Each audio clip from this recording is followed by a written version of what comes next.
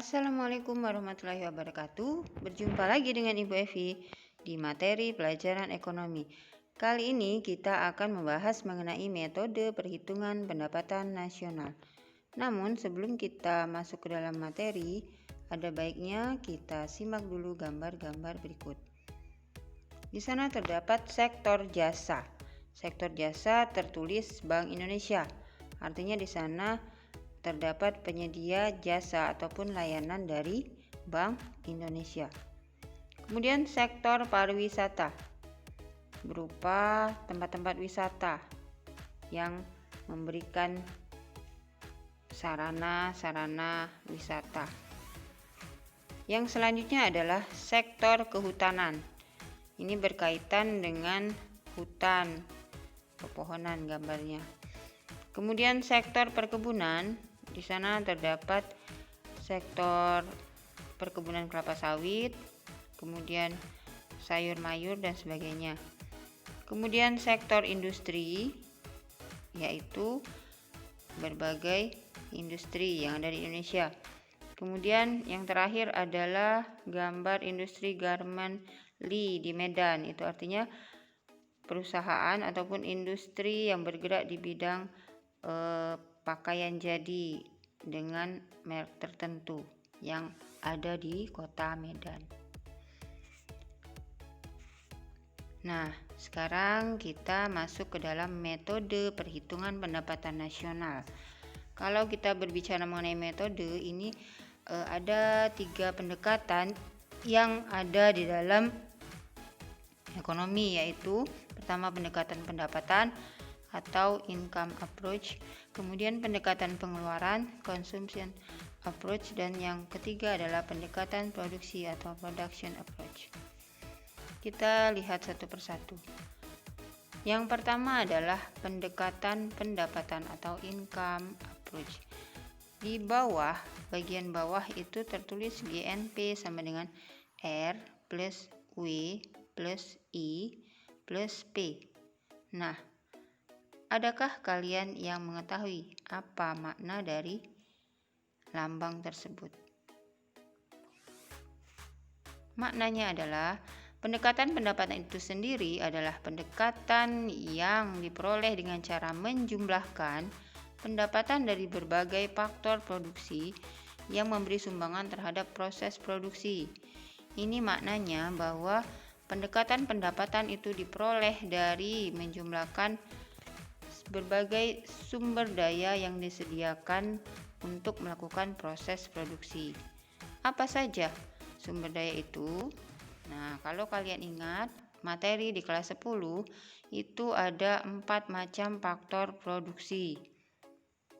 Apa saja? Yang pertama itu adalah sumber daya alam. Kemudian sumber daya manusia, modal, dan kewirausahaan atau skill. Nah, dari keempat macam faktor produksi ini yang memberikan sumbangan ataupun penyedia untuk proses produksi.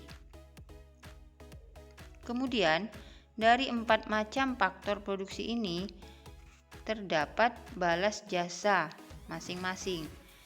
Antara lain, sumber daya alam ataupun jasa-jasa akan memperoleh balas jasa berupa sewa atau rent yang dilambangkan dengan huruf R kecil. Kemudian sumber daya manusia ataupun tenaga kerja akan memperoleh balas jasa berupa upah atau works atau gaji dilambangkan dengan huruf W kecil. Yang ketiga adalah modal atau investasi akan memperoleh balas jasa berupa bunga atau interest yang dilambangkan dengan huruf I kecil. Dan yang terakhir itu adalah kewirausahaan ataupun skill, itu akan memperoleh balas jasa berupa laba atau profit yang dilambangkan dengan huruf P kecil. Yang selanjutnya adalah pendekatan pengeluaran atau consumption approach, yakni pendekatan yang diperoleh dengan cara menjumlahkan nilai pasar dari pengeluaran berbagai sektor rumah tangga, yakni rumah tangga konsumsi, rumah tangga produksi, rumah tangga pemerintah, dan yang terakhir masyarakat luar negeri. Nah, untuk berbagai macam konsumsi yang dilakukan oleh 4 macam rumah tangga ataupun konsumen ini, masing-masing dilambangkan dengan simbol tersendiri. Untuk RTK atau rumah tangga konsumen dilambangkan dengan huruf C besar, artinya consumption. Kemudian untuk rumah tangga produsen itu dilambangkan dengan huruf I besar, artinya investasi. Kemudian rumah tangga pemerintah itu dilambangkan dengan huruf G besar. Dan yang terakhir adalah masyarakat luar negeri itu dilambangkan dengan X min M. X itu adalah simbol dari ekspor dan M adalah simbol dari impor. Sehingga untuk pendapatan nasionalnya atau GNP atau Y itu sama dengan C plus I plus G plus X min M. Yang terakhir adalah pendekatan produksi atau production approach, yakni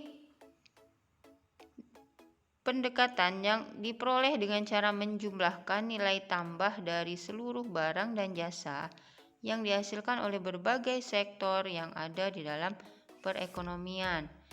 Ada banyak sektor yang ada dalam perekonomian, antara lain ada 11 macam sektor. Nah, yang ditampilkan di sini adalah sebagai contoh. Misalnya ada 5 macam sektor produksi saja. Kemudian nilai tambahnya itu artinya adalah selisih antara nilai output dengan nilai inputnya. Contoh yang ada di dalam tabel. Di sana ada 5 macam sektor produksi. Masing-masing memiliki nilai outputnya. Kemudian ada nilai input antara. Nah, nilai output masing-masing sektor produksi itu kemudian dijumlahkan. Kemudian nilai input antaranya juga dijumlahkan. Dan nilai tambahnya dari masing-masing sektor produksi tersebut juga dijumlahkan. Nah, hasilnya itu adalah nilai akhir dari ataupun nilai tambah dari selisih antara nilai output dan nilai input. Itulah yang dinamakan dengan pendapatan nasional dengan pendekatan produksi. Nah, agar kalian lebih paham dengan masing-masing pendekatan itu, di sini akan ditampilkan sebuah soal mengenai pendapatan nasional. Pada soal diperoleh data sebagai berikut. Laba perusahaan sebesar Rp7.864.660.000. Kemudian pendapatan migas sebesar Rp7.856.340. Bunga bank itu sebesar Rp3.453.210. Investasi Rp8.765.430. Gaji pegawai sebesar Rp9.675.500. Government expenditure. Ya, government expenditure ini maknanya pengeluaran pemerintah. Itu sebesar Rp7.564.200. Sewa atau rent itu sebesar Rp5.078.900. Konsumsi RTK. RTK itu adalah rumah tangga konsumen atau rumah tangga konsumsi. Itu sebesar Rp8.900.400. Ekspor itu sebesar Rp5.200.100. Untuk nilai impor sebesar Rp4.357.860. Dan terakhir perdagangan adalah sebesar Rp3.410.150. Dari data tersebut, hitunglah pendapatan nasional atau GNP dengan pendekatan pendapatan dan pendekatan pengeluaran.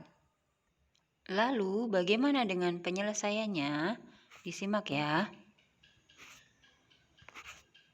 Untuk pendapatan nasional dengan pendekatan pendapatan, ini dirumuskan GNP sama dengan R plus W plus I plus P. Antara lain, REN itu sebesar Rp5.078.900, kemudian WIX atau gaji atau upah itu sebesar Rp9.675.500, kemudian interest atau bunga sebesar Rp3.453.210, dan profit atau laba sebesar Rp7.864.660.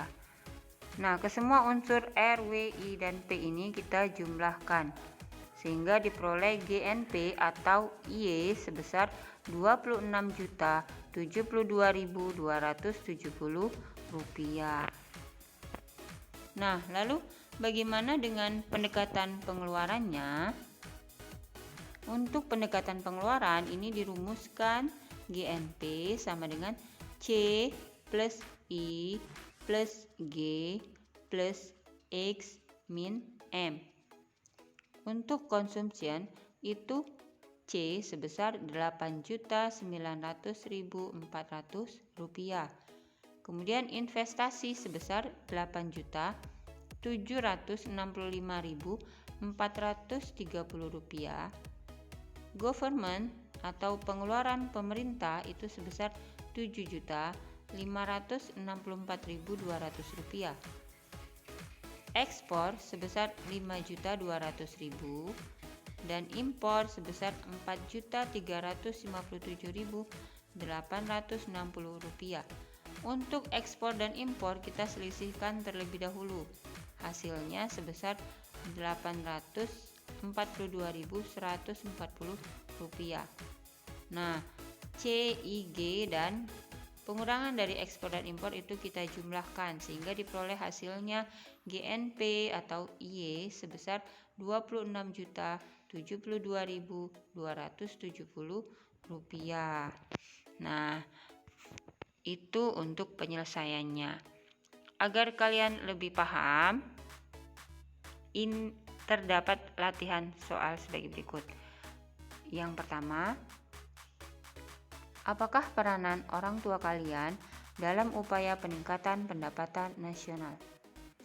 Kemudian yang kedua, diketahui data sebagai berikut. Konsumsi RTK, yaitu rumah tangga konsumen, sebesar Rp2.375.000. Kemudian investasi sebesar Rp2.105.000. Laba perusahaan sebesar Rp2.230.000. Pengeluaran pemerintah sebesar Rp1.270.000. Nilai ekspor sebesar Rp1.980.000. Sewa dari sumber daya alam sebesar Rp2.610.000. Impor sebesar Rp1.860.000. Gaji atau upah sebesar Rp2.550.000. Bunga sebesar Rp1.920.000. Dari data tersebut, hitunglah pendapatan nasional dengan yang pertama pendekatan pendapatan, kemudian yang kedua dengan pendekatan pengeluaran. Nah, demikian materi kita pada kali ini. Terima kasih sudah menyaksikan. Tetap jaga kesehatan dan selamat belajar. Wassalamualaikum warahmatullahi wabarakatuh.